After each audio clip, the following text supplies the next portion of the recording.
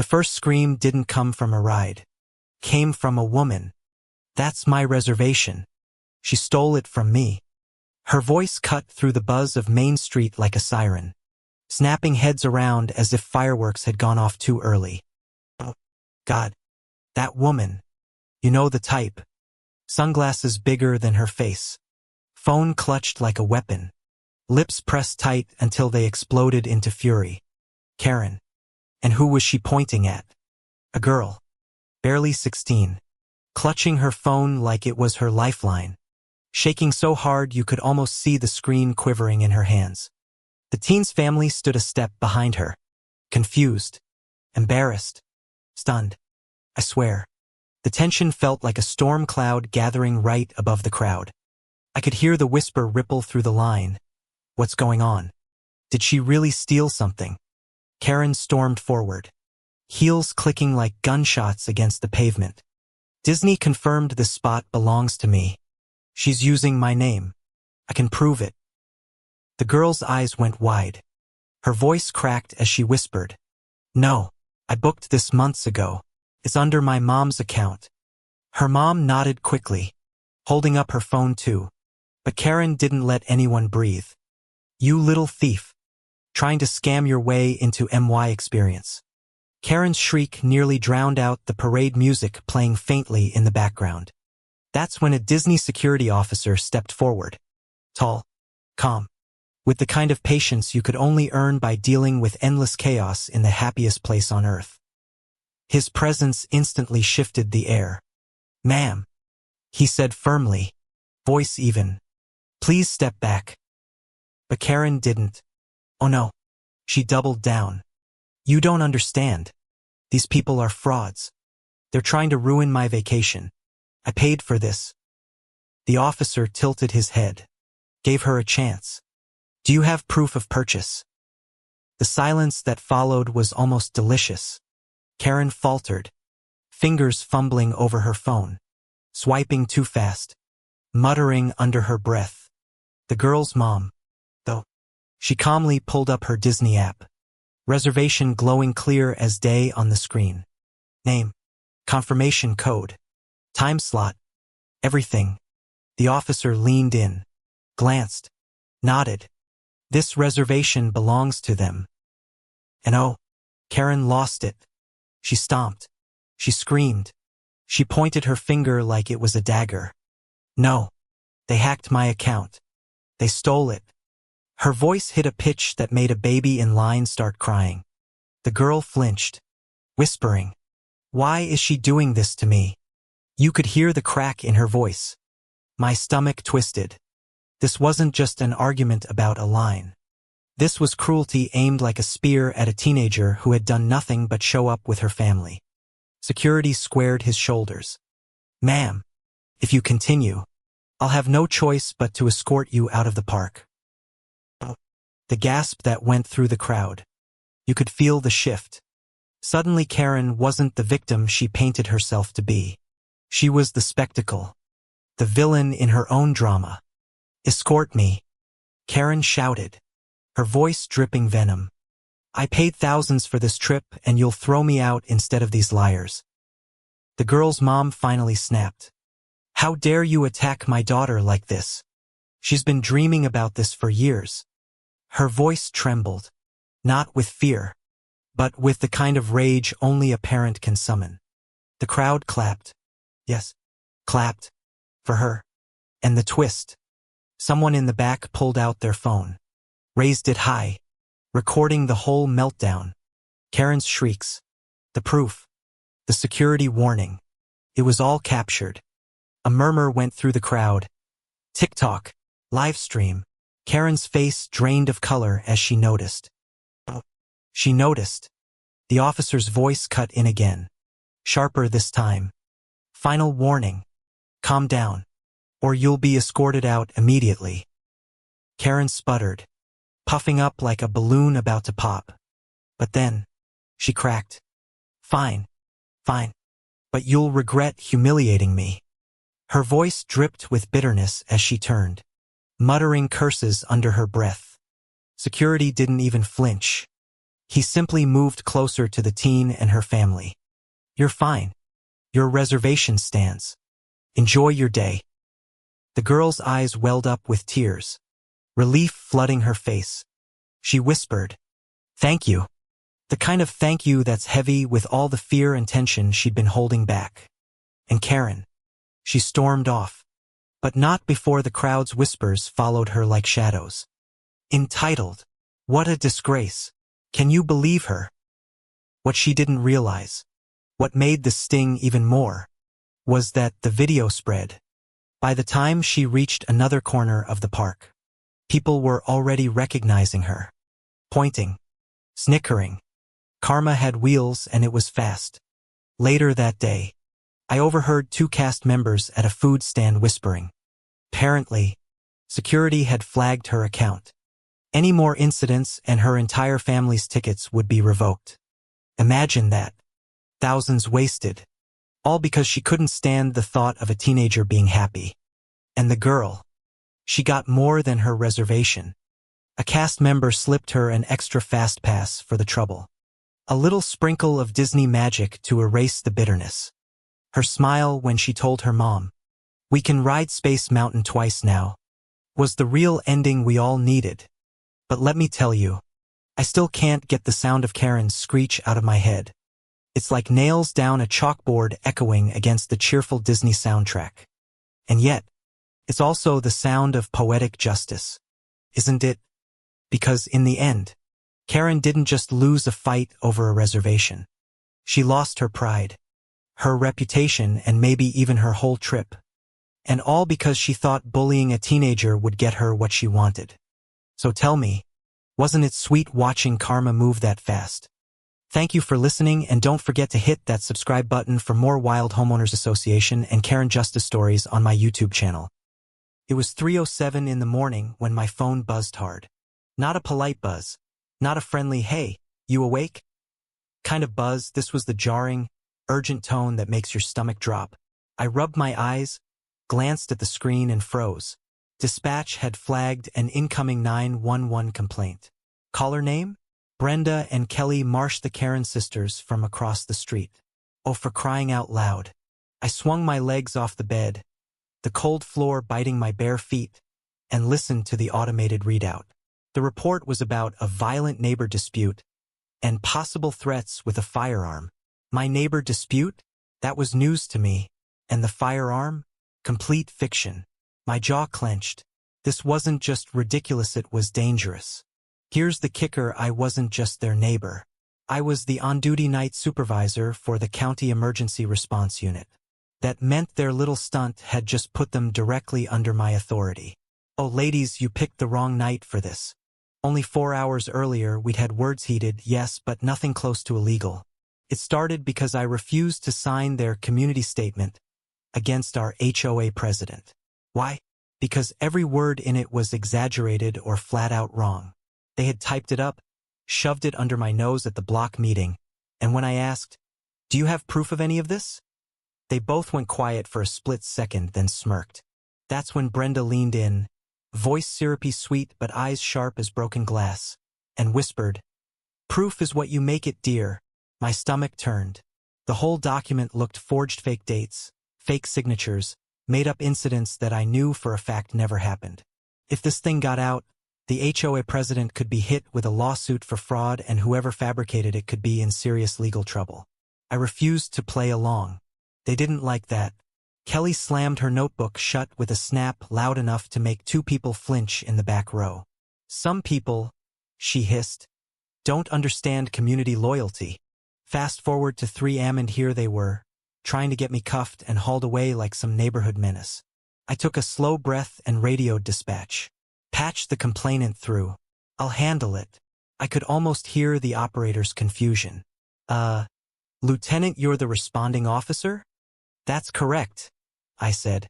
My voice was calm, clipped. Inside, I was practically vibrating. When the line clicked over, their voices came at me like twin sirens. Brenda's shaky, high-pitched wail, "He's dangerous. He threatened us." Kelly's overlapping shriek, "We think he's hiding a weapon in his house right now."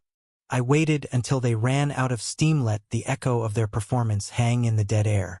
"This is Lieutenant Carter, County Duty Officer," I said slowly, clearly. "I'm the neighbor you're reporting, and you're speaking on a recorded emergency line." Silence. Absolute, pin-drop silence. Then, the faint sound of Kelly muttering, "Oh my God, you've just made a false report," I continued. "At 3 in the morning, that's a criminal offense. You've also made claims that, if untrue, qualify as defamation. So you're going to want to think very carefully about your next words." They sputtered. They backpedaled. Suddenly it was a misunderstanding and we were scared, and we thought we heard something. Oh sure. What they didn't know was that while they were rambling, I was already pulling up the security feed from my own front porch camera, clear as day, showing me home alone, lights off, no visitors, no disturbances. "Ladies," I said finally, "I'm dispatching a patrol car to take your statements in person. You'll sign them under penalty of perjury. If you refuse, I'll log this call as an intentional misuse of emergency services." By the time the officers arrived, Brenda was pacing her driveway in a robe and slippers, clutching a coffee mug like it could ward off bad news. Kelly stood stiff, arms crossed, glaring at me like I was the one who had just dragged her out into the cold. The officers took their statements while I stood by, my arms folded, my face neutral. I didn't need to say much because the moment they handed over the printed forms, I saw it. Both statements matched too perfectly, down to the exact wording of certain phrases. I'd seen this pattern before in forged witness reports. They'd clearly written one version, then copied it verbatim to make it look like two separate accounts. Rookie mistake. I leaned over to Officer Marks, keeping my voice low. "Run a match check on phrasing against the document from the HOA meeting earlier tonight." 5 minutes later, the result pinged back. Identical language. And there it was, the connection that could turn this from a petty neighborhood spat into a criminal fraud investigation. Because if the community statement was fake, and now they were doubling down with falsified police reports, that was not just gossip territory anymore. That was prosecutable. Brenda must have noticed the shift in my expression, because she started talking faster, stumbling over her words. "Well, Kelly thought she saw enough," I said, holding up a hand. My patience had hit zero. "You've tried to weaponize law enforcement against an innocent person. That's abuse of process. And given that you've repeated fabricated claims, you've opened yourself up to a civil lawsuit for defamation and criminal charges for filing false statements. Do you understand that?" Kelly's face went white. Brenda's mouth opened and closed like a fish gasping on a dock. The officers quietly led them back inside to cool off. But I wasn't done. Oh, not even close. The next morning, I compiled every shred of evidence, security footage, 911 call logs, matching phrases between their forged HOA statement and the false police reports. I drafted a formal complaint to the district attorney's office. Then, just to make sure the fallout landed where it should, I sent a copy to the HOA board, attaching a note that said, "You may wish to review the integrity of recent statements submitted by certain members before you find yourself entangled in a lawsuit you didn't see coming." By noon, my phone was blowing up. The HOA president himself called, his voice tight with barely contained fury. "I've just seen your email. This is wow." I knew they were trouble. But this is next-level fraud. Fraud. He said it out loud. I almost smiled. That evening, as the sun dipped low and painted the street gold, a county sheriff's cruiser rolled quietly up to the Karen sisters' house. The blinds twitched, doors opened, and in less than 10 minutes, both women were sitting in the back seat, looking everywhere but at me. I leaned against my mailbox, sipping coffee. When the cruiser pulled away, I gave a little wave. Couldn't help it. And just when I thought the night couldn't get more satisfying, I got a call from the DA's office. The voice on the other end was Assistant DA Maria Villanueva Sharp. No nonsense, and with just enough dry humor to make bad news sting worse. "Lieutenant Carter, we've reviewed your submission. First off, nice work. Second, these two didn't just file false reports. We ran a check on their past HOA documents. Turns out they've been doing this for years. Forged signatures, altered meeting minutes, even fabricated letters to county code enforcement. And now your case gives us the perfect thread to pull. I blinked. So, what's next? She didn't miss a beat. We're drafting criminal charges for filing false police reports and fraud. And brace yourself, we're preparing a civil recommendation for the HOA board to pursue damages. That means an official lawsuit with your evidence front and center. I'd expect subpoenas flying within a week. I could almost hear the sound of the Karen sisters' smug little empire cracking down the middle. For so long, they'd strutted around the neighborhood like it was their personal fiefdoms, napping at delivery drivers, bullying retirees into signing their community petitions, whispering poison at block parties. And now, the hammer was finally coming down. That night, my street was buzzing not in the quiet, polite way, but in the way you can feel through your window screens.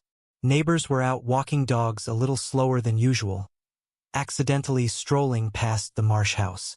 Lights flicked on and off like people were waiting for something. Something came. A plainclothes investigator clipboard, badge. Camera spent a solid 45 minutes photographing every side of their property. When he left, Brenda stepped outside, wild-eyed, robe hanging loose, and shouted after him, "We're being harassed. This is harassment." No one answered. No one even slowed down to listen. 3 days later, I got word the HOA had officially voted to remove both women from any committee or decision-making role. The civil side of the lawsuit was moving forward with an itemized claim for damages, citing intentional reputational harm and fraudulent misrepresentation. On the criminal side, the county was pressing charges. And for the first time in years, their driveway was empty, flashy SUV. No loud 6 a.m. departures. No smug waves across the street. I didn't dance in celebration. I didn't need to. The neighborhood itself seemed lighter, like everyone could breathe again. Justice wasn't just served. It was plated, garnished, and served hot. The last I heard, they were lawyering up, muttering something about fighting this all the way. But deep down, I think they knew. The paper trail was too clean. The recordings too clear. This wasn't a game, Anna Maria, it was a reckoning. As I filed the last piece of paperwork for the DA's office, I caught myself smiling.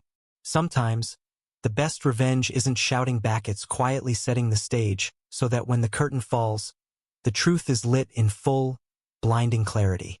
And if you enjoyed watching Karma catch up to the Karen sisters in spectacular lawsuit fashion, hit that subscribe button on my YouTube channel so you don't miss the next time justice comes knocking. The sound of the subway roared like thunder under the streets of Manhattan.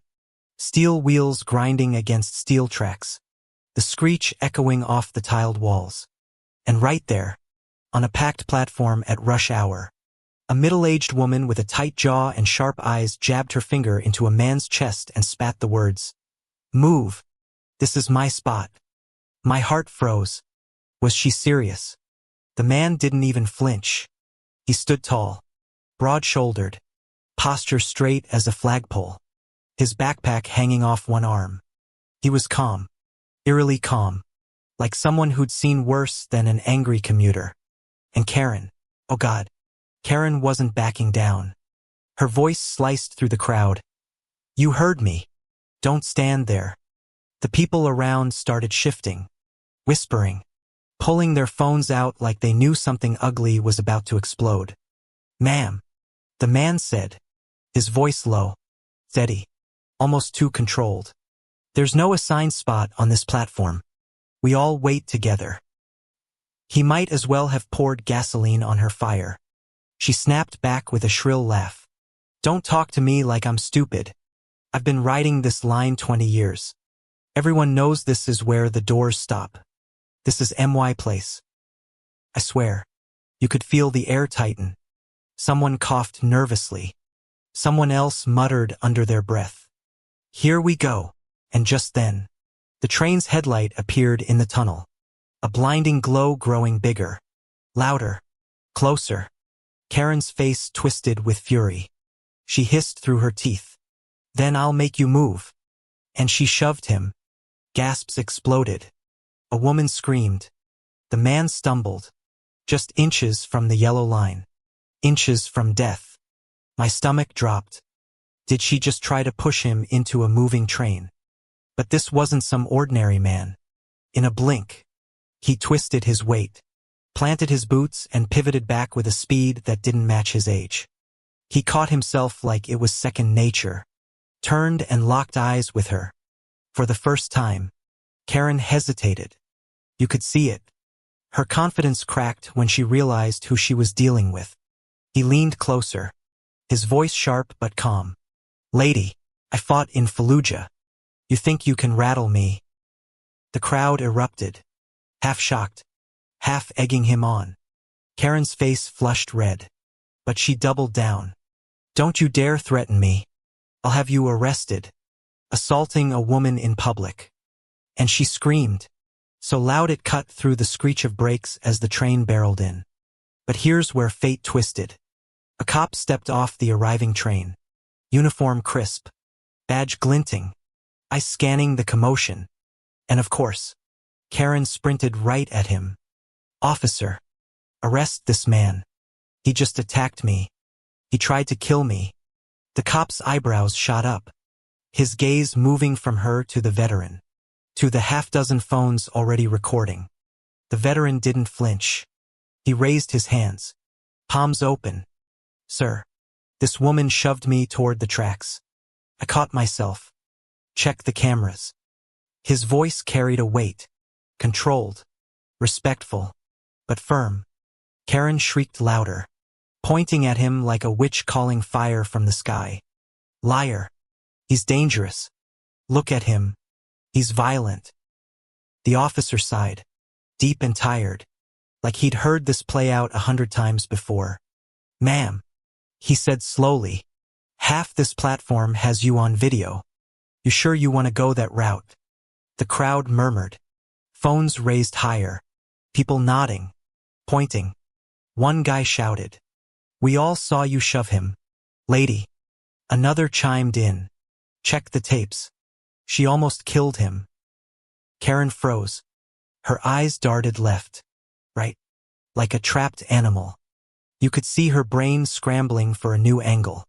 And then she snapped her fingers like she'd found it. He threatened me. He said he fought in Iraq. That's scary.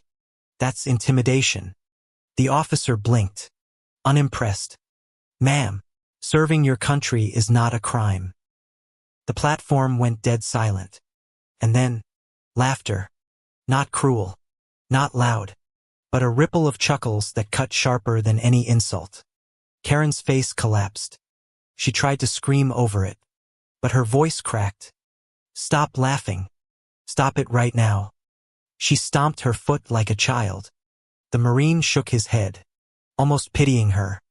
You could have gotten me killed over a spot to stand, and you still think you're the victim. His words hit like a hammer. Karen lunged again, but this time the officer grabbed her arm. She shrieked, unhand me. I pay taxes. The officer replied flatly, yeah, so do the rest of us. Doesn't buy you the right to push people in front of trains. They cuffed her. Right there. In front of everyone. Cameras flashed. Phones recorded. Voices whispered. And in the middle of it all, the Marine just exhaled. Shoulders loosened. He looked tired, but steady, like someone who'd survived worse storms. But the twist. It wasn't over. Not by a long shot. 2 weeks later, headlines blasted across the city. Woman charged for attempted assault on veteran at subway platform. Karen's mugshot spread like wildfire. She tried to spin it. Claimed PTSD. Claimed she was scared for her life. But the videos didn't lie. The internet tore her apart. Memes. Parodies. Subway Karen became a viral punchline. And here's the bitter cherry on top. Turns out, Karen was a board member of her local homeowners association. Oh yes, the type who fined neighbors for leaving trash cans out. Who wrote angry notes about lawn height. Suddenly, every single person she'd ever harassed had a spotlight to tell their story. Lawsuits popped up. Old complaints resurfaced. It was like a dam breaking, and all that pressure, all that arrogance she'd built her life on, It came crashing back on her. The Marine. He didn't chase fame, didn't milk it. He gave one short interview, shrugged and said, "I just stood my ground. That's what Marines do." Then he disappeared back into his life. But Karen, she couldn't walk down her street without whispers. She couldn't step into a store without side eyes. And when her homeowners association board voted her out, unanimously, she screamed about conspiracies, betrayal, injustice. But no one listened. That's the part that stuck with me. She tried to push a man into a train, someone who'd stared death in the face overseas, and instead, she pushed herself into the jaws of karma. And the jaws closed hard. Because sometimes, the loudest scream in the station isn't power. Sometimes, it's the sound of a life collapsing under the weight of its own arrogance. And if you ask me, she earned every second of it. Thank you for listening. Don't forget to subscribe to my YouTube channel for more stories like this one. I hadn't even flipped the first burger before she came stomping across my lawn like she was auditioning for a courtroom drama. Bang, bang, bang. Her plastic HOA clipboard smacked against her leg with every furious step. "You can't have this here," she barked, her voice sharp enough to slice the summer air. Oh, here we go again. It was my one Saturday off in weeks. The sun was perfect, the grill was smoking just right, and my friends were starting to show up with coolers of beer. Then like clockwork, Karen appeared, all sunglasses and fake pearls, her hair sprayed into a helmet. I swear she could smell grilled meat from 2 blocks away and treat it like a personal attack. "Karen," I sighed, trying to keep my tone calm. "It's a backyard barbecue.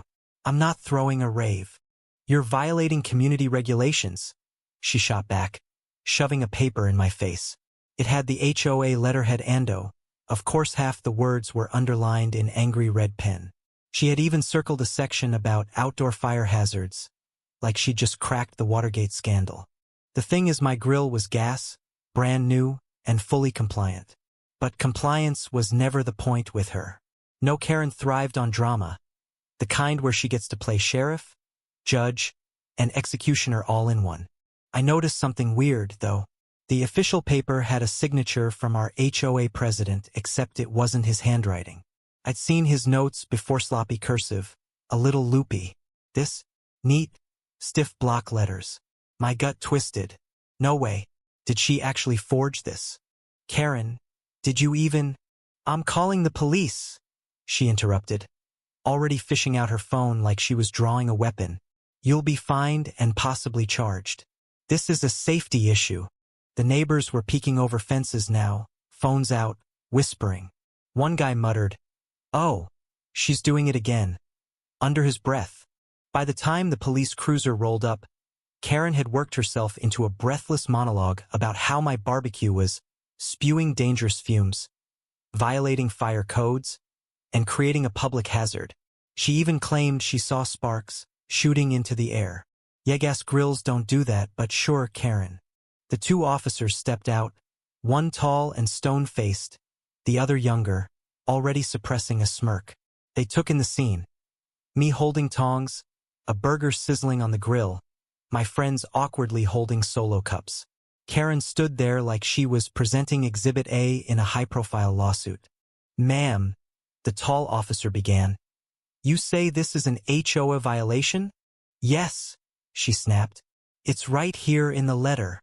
She thrust her paper forward like it was a royal decree. The younger officer took it, glanced at it, then raised an eyebrow. "Who signed this?" "Our president," Karen said proudly. The officer tilted the paper. "Ma'am, this signature looks printed, not handwritten." I couldn't help it let out a short laugh. Karen's face twitched. "It's legitimate," she insisted. "Aha," the officer said slowly. "And how did you obtain this?" "I was given it," she stammered. "By whom?" Silence. Her mouth opened and closed like a fish. That's when the twist hit. The officers already knew about an ongoing complaint against Karen for filing false reports. The younger one finally let his smirk loose. "Ma'am, you're aware that falsifying HOA documents can be considered fraud, right?" Her sunglasses slipped slightly down her nose. That's ridiculous.